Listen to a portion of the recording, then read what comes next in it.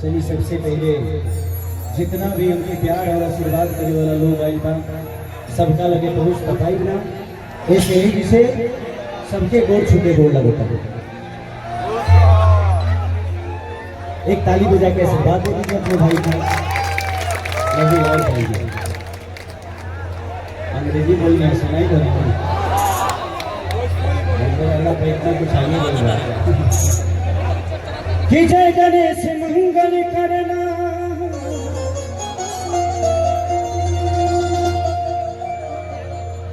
विघ्न हरो गणराज एक दंत कर बड़ी बदना। जय हो जय हो। सीधी करो ममता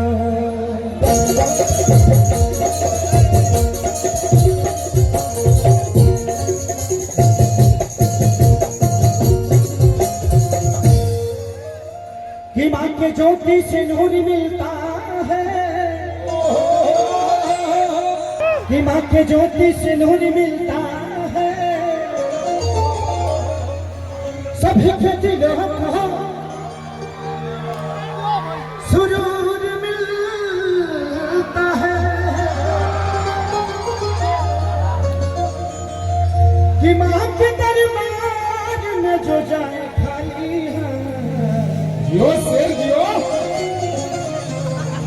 उसे कुछ न कुछ जरूर मिलता है।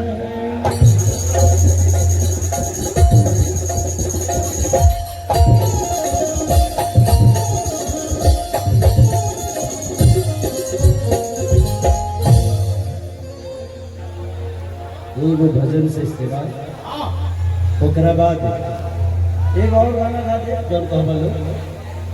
बहुत सारा कलाकार बने इधर हमके एंजॉय करे के बाद हमारे लिए जी अपने भाई के तिलक में और गोल्डी हम सबका छोटा भाई है और आज हमें खुशी हो रही है कि मैं हमेशा कार्यक्रम करता हूँ। आज अपने भाई के लिए बैठ के सुनूंगा अपने सारे भाइयों को जो मुझसे सीनियर है उनको भी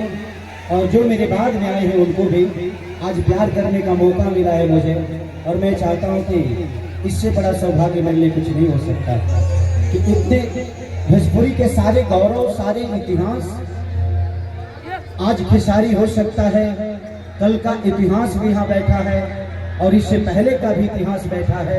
भोजपुरी के घमंड भोजपुरी के गौरव हमारे सारे भाई अपनी अपनी आवाज से अपनी अपनी कला से आप सबका आज मनोरंजन करेंगे और वो भी बैठा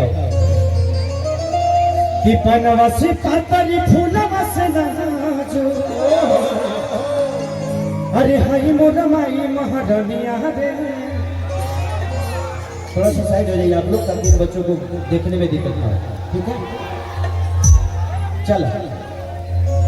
कि पनवा से पातरी फूलवा से नाचो हाय मोरा माई महारानिया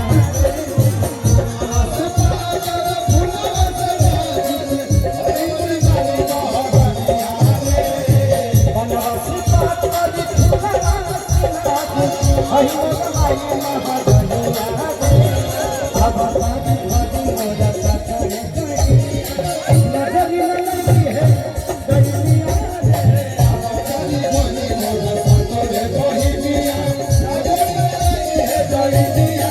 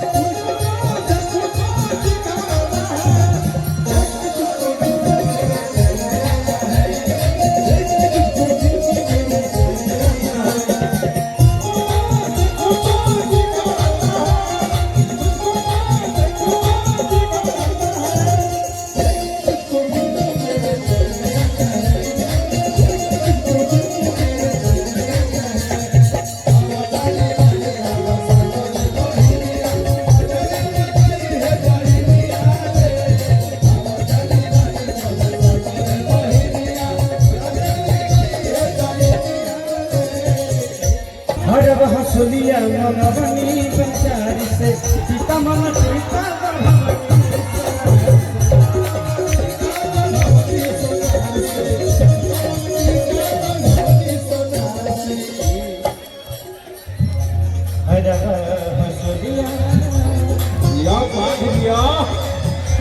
मंगवनी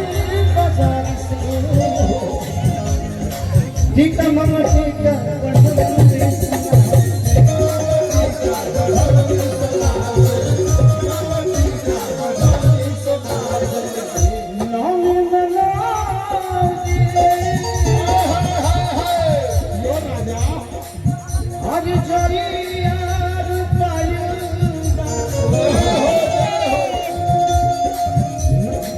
नौमी में 9 दिन जइया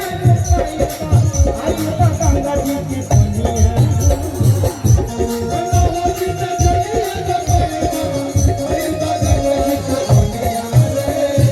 नौमी में 9 दिन जइया आई गंगा जी की पुनिया अब आड़ी भगी मेरा साथ बड़े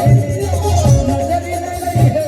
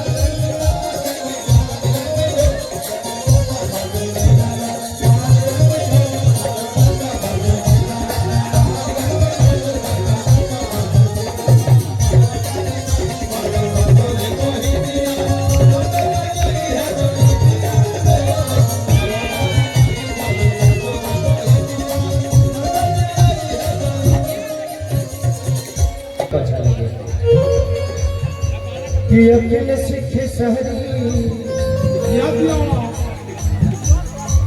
कुंदन तिवारी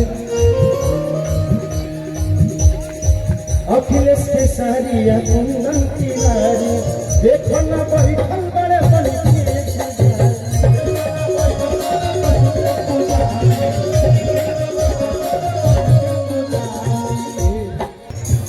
कि अकेले सीखे शहरी कुंदन तिवारी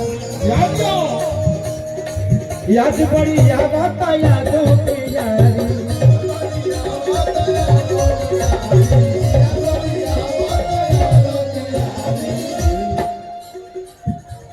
पंकज राज भाई कहलू समर सिंह पहले रखे सिकाई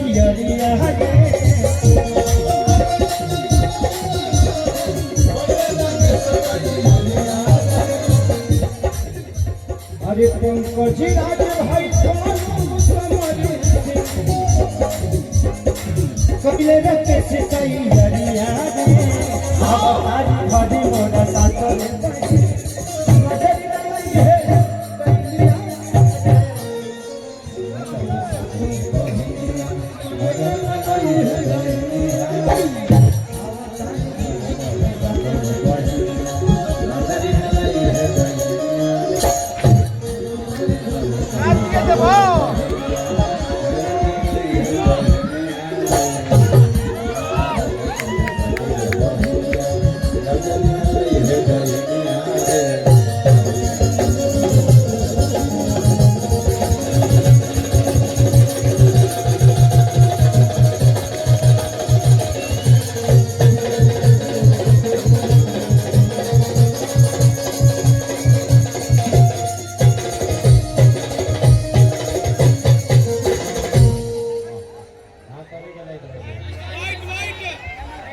भूख मत करो,